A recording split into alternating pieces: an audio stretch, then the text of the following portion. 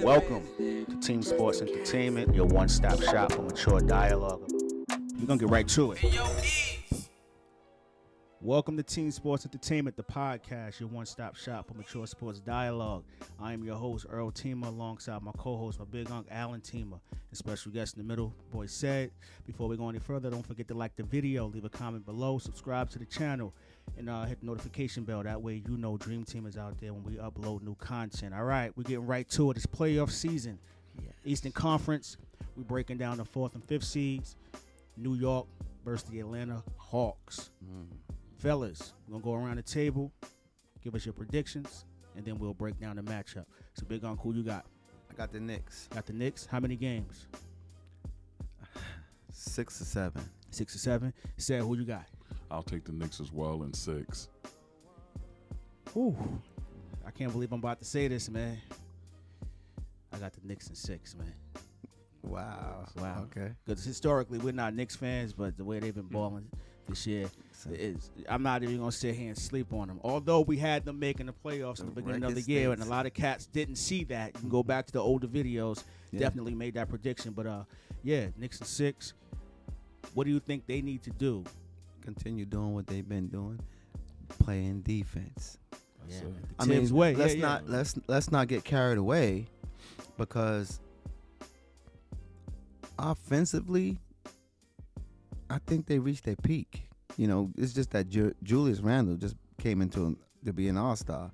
We Derrick Rose reinventing his game, and it's not the same Derrick Rose explosion to the basket and all that, but it's still effective. Yeah. You see the numbers, and again, go back to to our Nick episodes. When they picked him up, we told him that was going to be huge. Yeah. And what they got rid of him for, it was pretty much nothing. Dennis Smith. Yeah. They wasn't even using him, so that's valid. Yes, they wasn't even using. He wasn't even in the lineup or the rotations whatsoever, and they got rid of him and end up picking up Derrick Rose. And then the big thing about it is that Tibbs is playing him coming off the bench. Yeah. But he's finishing games. Yeah. So their defense is gonna be smothering. And it's just a bad matchup for Atlanta. Not just Atlanta, but their point guard. Trae Young. It's just a bad matchup for him. That pressure is going to be all over him. This is where I'm going to. You think so? Yeah. Trae Young. My issue with him is, and said I'm going to let you chime in. Defensively, I can probably get 10 on him. He don't play no D, man. Trae Young. No. That's the problem. Yeah. It's not the points that he puts up. I just think defensively, that's going to be the tell, because it's going to come down to defense. Yeah. Like you said, that's what the Knicks do. And I don't know, man. The Hawks just a bad matchup. It's just a bad matchup. Yeah. Very. What you guys said, I'll chime in a little bit more, but I don't want to overlook you. So. No. I think, like, to touch on what Al was saying, I think obviously the story of their season has been them playing very good defense, and Thibodeau brings that defensive mindset, playing with coaching the Bulls and the teams that he has. And one thing about them that watching them this season, they will never ever give up on a game. They're gonna play hard. They're gonna get into you defensively. They're gonna get into your chest, and that's what they do. A lot of transition points they can turn into baskets off their defense and stuff like that.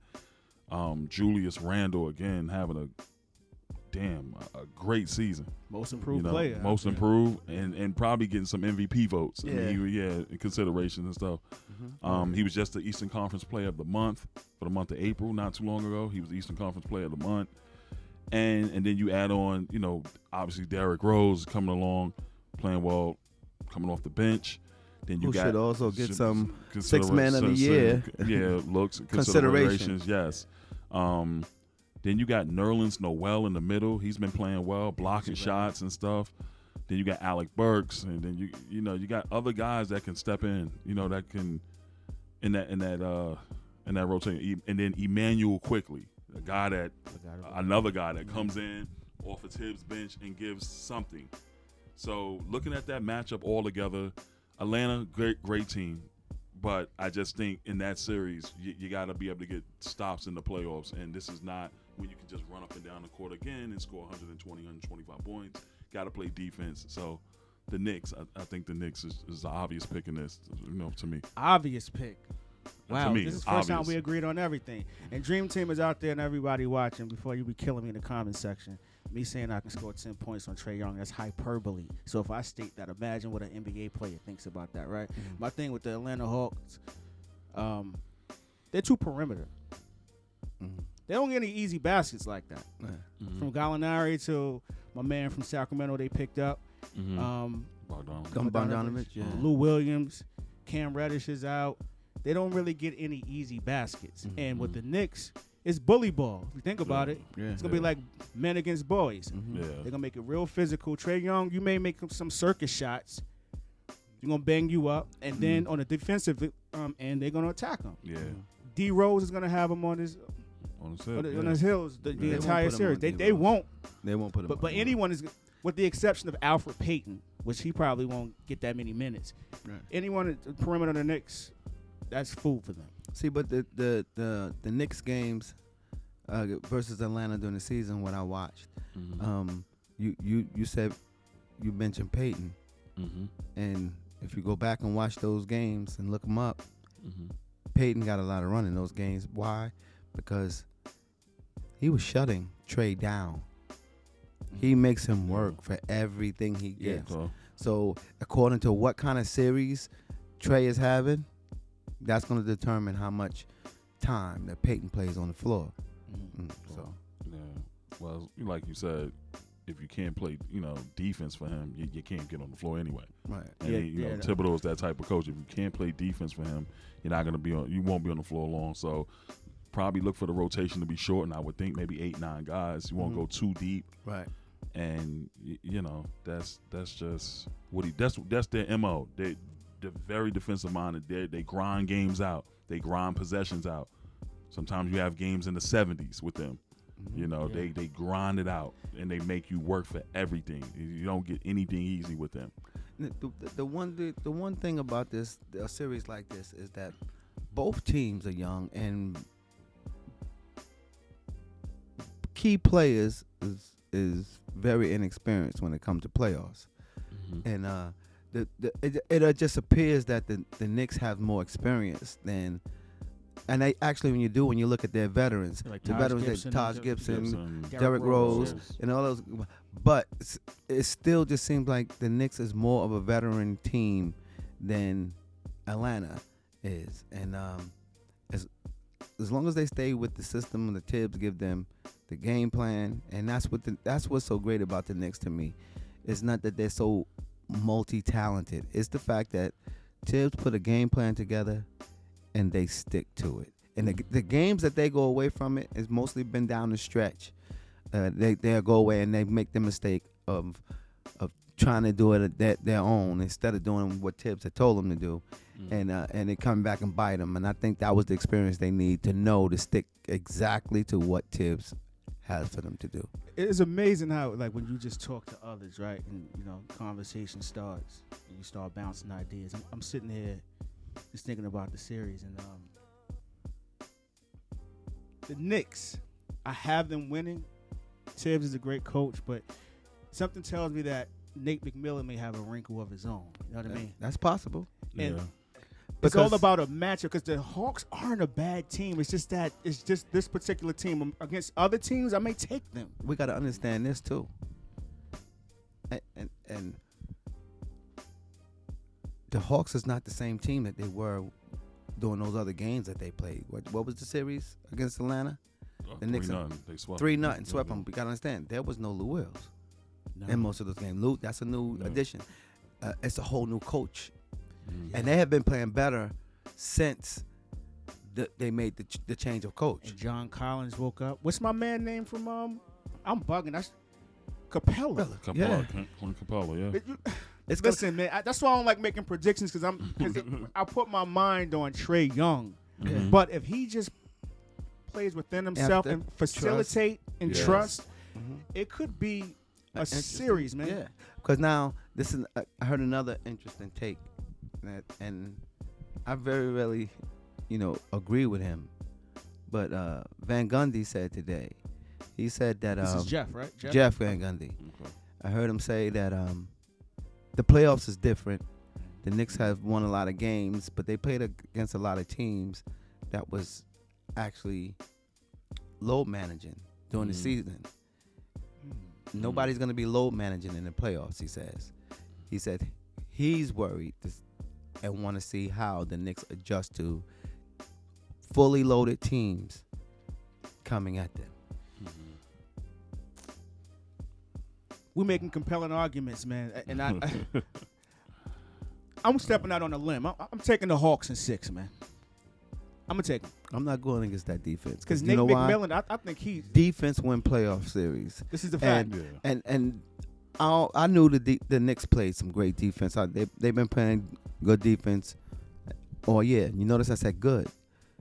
But last week or week before, whatever, the Knicks played against the Lakers, right? I watched that game. That wasn't good defense. That was great defense. That pressure on that defense, and I'm a Laker fan, Anthony Davis was ready to quit on that game because he couldn't take that pressure. He couldn't take it. That pressure was heated. Well, he's a finesse player. Guys like John Collins and Capela, they get it out the mud. So, like, the matchups are a little different. But at the end of the day, that is AD, right? You expect him to go in there. Well, we expect that, but he may not expect that of himself. But, man. Did you watch that game? Yeah. Did you see that playoff style? I mean, from both teams, though. Yeah. But for that particular game, what Atlanta had or has that the Lakers didn't have that game is primary ball handler. Yeah. That definitely made it look even more because the Lakers didn't have anybody. No, not one point guard was on their roster that played that night. Not one. No, yeah, you're right. Say anything you want to add?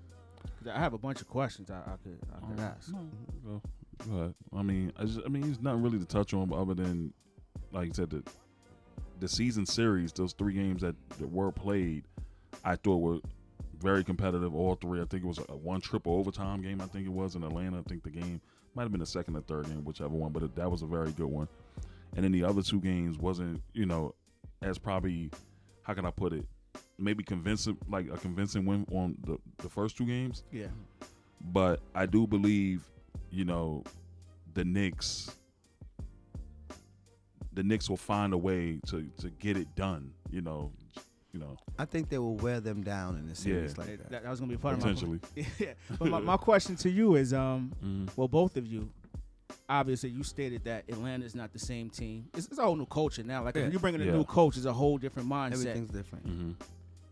The Knicks, they've been in the thick of things the entire year, and they had some moments where we thought they would go into the play-in because things were so tight, and they answered the bell. But if they do lose in the first round, is it considered underachieving? No, not at all. For me, personally, yeah, because I think they're capable of doing, especially with the seeding that they got and who they have for the first round. I think this is the best alternative that they have for any other scenario for them to have in the first round. Because That's a fact. Yeah. I didn't see them. I didn't see them as the 4th seed. I thought they would be more down at the bottom, playing against the Brooklyn Nets or Philadelphia or something like that. But for them to have the seeding that they have, and they're playing against Atlanta, who is also another inexperienced playoff team. For me, are they really? Yeah. They have some players on there that Lou Williams. Lou Williams haven't been playoff ready. I mean, I'm saying in the sense of he can. Capela has been in the conference finals before. Gallinari has been in the playoffs before. Well, Houston and OKC. Yeah, like so. What I'm those guys? Because D Rose, how far removed is he from a long playoff run? Taj Gibson, we're going back to the Bulls. Yeah, it's been a long time since they've been there. Yeah. Braun was in Miami at this time. He's 10 or 11 years. Wow. Yeah. Yeah. Randle, has he ever been in the playoffs? No, never played in the playoffs. No. So we're talking about experience, but experience from guys who are a bit older now. Yeah. And you talked about Tibbs possibly shortening the rotations. Mm-hmm. Could that hurt them? Because he's notorious been known to run his players into the ground. So when things, because Alfred Payton, you have Frank Nina Killer. I was pronouncing it wrong. He will not make the rotation. So don't worry about that. Quickly as a rookie, He will make the rotation. he will. He will make the rotation because when he comes in, he's not the primary ball handler. D Rose is. He plays with D Rose, so that's taking all that pressure. All you have to do is what I think he do best, and that's get buckets, and it sort out that pressure's off him because Derrick Rose is not just Derrick Rose, but then Randle is also running the offense also. Yeah. So he never really has the ball and have to set it up and get the ball around there. He's more of a shooting guard. Yeah. This is gonna be a better. Go ahead, Sam. Go ahead. But to touch on what you were saying about Randle, though, I just think I like him as a player, and this is just having a great season. Me watching some of his games, and I was just telling you today, Alan, but that he does not pass well out of the double team. I mean, I've seen the teams, they go double him, and he holds the ball a lot. That can be something that maybe Atlanta can look at, maybe to explore. Maybe you send somebody from the opposite side and you double him and see if he does not like to give the ball up in the double team. I don't know if it's just he likes to just hold the ball a lot or what, but that's what kind of bothers me a little bit about him. But other than that, he can score, he can do other things. But my concern with that in a tight game, is he going to make the right decision? Is he going to make the right pass? Is he going to... Want me to answer that? Do that. Okay. Yes, he's going to make the right play. You know why? Because this is a 7-game series. Okay. And so you can game plan. And whatever double teams that they got coming, Tibbs is going all over it, and he's going to tell them, you got to give it up quicker. Okay. And the thing about it is, when he gets doubled, he's looking for Bullock. Nobody's paying attention. It's very quiet. But his shooting percentage at the end of the season has... I can't even tell you what it is, but I watch the games, and I watch all the Knicks games, and I used to. I haven't done that in a long time, but I watch the Knicks games, and I'm watching Bullock, and he's becoming a knockdown shooter, and he has a mid-range game. Yeah. So you pick your. I don't think that they want to start getting these other role players in rhythm, and then the Knicks been playing without one of their best shooters for a little while, and that's come off the bench. Jesus Christ! Not Knox hasn't played. See, he haven't played. Knox is not. Knox haven't played, and he will not He's make out of the rotation. Yeah. He has been out of the rotation all season. He's not making it into the playoff rotation. No, he won't make it. Oh God, what is his name? I'm definitely drawing. I'm going. You guys, I'm coming back to that. But you think that's going to be enough? But my thing is, that's what Randle playing like the superstar that he's been all season. Yeah. And so now remember, you're opening up the game for these guys because you're focusing on doubling Randle. But do you need to double Randle? I don't think Nate is going to double him. No, that's the thing. You got Collins or Capela. You got to play him straight up. Straight up. Yeah. You got to play him straight up. Collins is going to have to guard him. Yeah, no doubt. Yeah. And you have to play him straight up and don't let the other guys beat you. But that's why we got into that because Sed was talking about how he have difficulties passing out of the double team. And there will be a game plan because it's the same team. See, during the season, you meet your different teams. You don't have time to game plan for them. You're traveling. You get to them. You play them. You don't have time. But now you're focused on one team. They're known for doubling teaming you this way, doubling you that way. This is how you beat it. You cannot hold on the ball that long. It's game planning. You can break it down from game to game. But it all comes down to adjustments too, right? Coaching. And Tibbs offensively, he's never been known to make great adjustments. We can go back to the Chicago days, go to Minnesota. That is not his thing. So if Randle isn't playing like Randle. But that's the thing about Randle. But do you want him, if you're Atlanta, do you want him to go off and just let him get his 40 in? Maybe just shut everybody else down. Yeah, because we got to understand how way Randle's getting his is off of mid-range jumpers. And now he's taking threes now. Mm-hmm. He's shooting pretty good percentage from there. Mm. But he's not really dominating the game inside the paint and getting people in foul trouble that way. And you shouldn't be fouling jump shooters. And Randle is a jump shooter, but the difference is you want to make him uncomfortable. Most guys you want to make uncomfortable because they have their sweet spots, and you want to avoid them. Your defense is avoiding them from getting to their spots.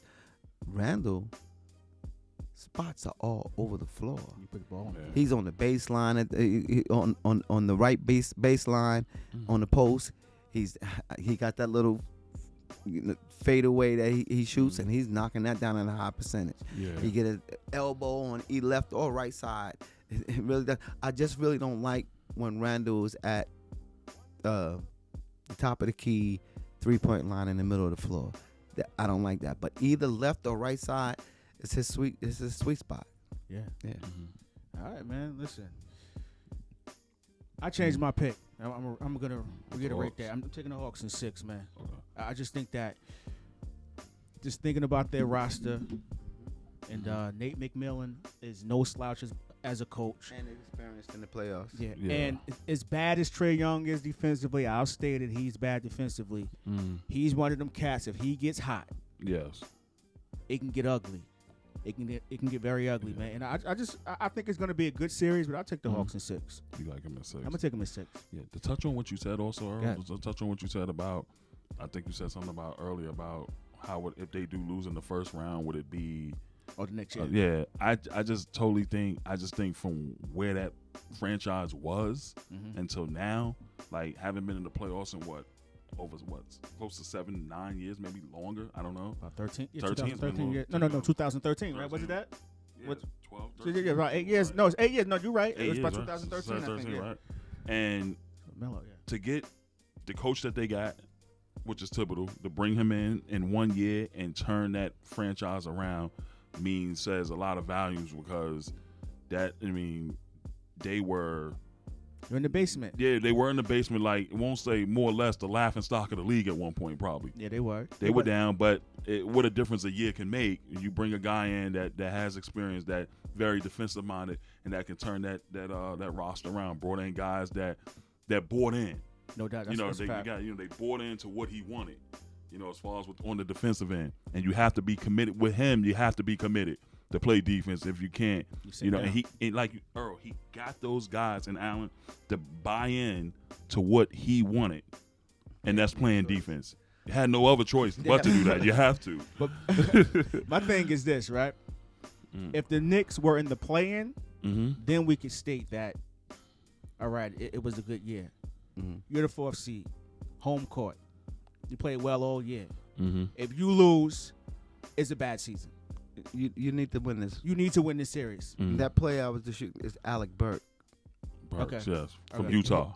He's been played for playing. Utah. He's been playing real good for them, and he's been with some nagging injuries, so he's been in and out. Yeah, he played the today, lineup, though. but he's he back. played Yeah, today, yeah. Boston, yeah. I seen him today. He hit some big shots Big too. shots from Yeah, him, against Boston. Yeah, right. Yeah.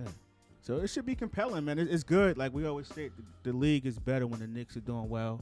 You know what I'm saying? So it's good to see that Madison Square Garden is rocking again. Yeah, The fans that's are something ecstatic, to cheer about. Yeah. no doubt. But if they don't win this series, it's not a good look. They So get past this series. Great season. Great season. Great Okay. season. Great season. Yes. Great I'm season. giving it all. Something to build on. And early on in the season, if you go back to our episodes, at that time for me, them just making the playoffs or even the play-in was enough for me to say it was a successful season. But seeing where they are and how much they have developed, because I knew they were going to be a better team. I didn't think they were going to be this good. Yeah, you had them as an 8th seed. Yeah. Yeah. So the expectations where you had them at Changed. to now changed. Yeah. Within definitely. the course of and Because I didn't think that, and I know Tibbs is a great coach, but I didn't think that Tibbs can get R.J. Barrett to stop playing like his name was R.J. Starks. so Yeah, he's got much better. He's Yeah, got we much didn't better even under yeah. control, yeah. bought in. Got I him to buy in. watched his poise in many a games during the season, bring them back and make some big buckets, and even ones to give them the lead, game winners. I seen him do it. No doubt. And so like that Laker game I was talking about, that they had the last possession, and he messed up the play, and people's like, why did he do that? But if you've been watching the Knicks games, he been the one making those plays, not just Randle. Yeah. You know, so that wasn't too much of a. It was just, I don't know how that play went, but they was all in one position, and they was playing defense on each other. Yeah. You know. Mm-hmm. But that was my chance to get at the Knicks fans and call R.J. Barrett R.J. Starks. But at the same time, all season long I've been watching him do that. And will the playoffs keep him humble to understand that you're not a superstar yet? Just play your role. Yeah. If he continue on that path and don't let the playoffs and the moment overwhelm him, I think the Knicks will be fine. Yeah. So we shall see, man. So anything else you guys want to add? No. All right. So Big Unc is taking the Knicks. And how many games? 6 or 7. Sad, you said what? I said 6. Yeah, I'm gonna take the Hawks in 6, and we shall see, man. I'm excited about this series, man. Now that I'm talking about it, it should be very interesting, man. The Knicks played well all year. You got to the 4th seed. I didn't see this happening. We had them in the playoffs, but the 4th seed, they made it happen, man. Shout out to Tibbs, Julius Randle, most improved player, all-star this year. R.J. Barrett came into his own. Mention that organization, new staff. Yeah. Leon Rose. Yeah. And the list goes on and on. Mm-hmm. Yeah. Dolan minimized his theatrics this year. He stuck to singing with his band. Yeah, Spike Lee out here acting the fool again, man. Yeah, but he not at that. I didn't see him at the. He haven't been to the Garden yet, has he? No, but he's been on the road though. Yeah, He's yeah. Center. Yeah, so Right. it's good to see Knicks fans excited, man. They deserve it, man. To go through that. I want to see if Spike is gonna keep up his not going to Knicks games during the playoffs. Well, he's Spike Lee. He can get courtside seats on the road, so he'll be out. He'll be in Atlanta. He'll be all right. But Spike not in the Garden is not the same. Yeah, it's not. Y'all get over that. Y'all fix that, Dolan. Yeah. Yeah. All right, man. So y'all make sure y'all like the video out there, man. Leave a comment below. Let us know who you're taking in this series between the Knicks and the Hawks. And subscribe to the channel, and most importantly, hit that notification bell. That way you know when we upload new content. We out of here. My name is Earl Teemer, Big Unc. Alan Teemer is my co-host. Got a guest host in the middle, Said. And y'all be good. Team Sports Entertainment. We out of here. Peace.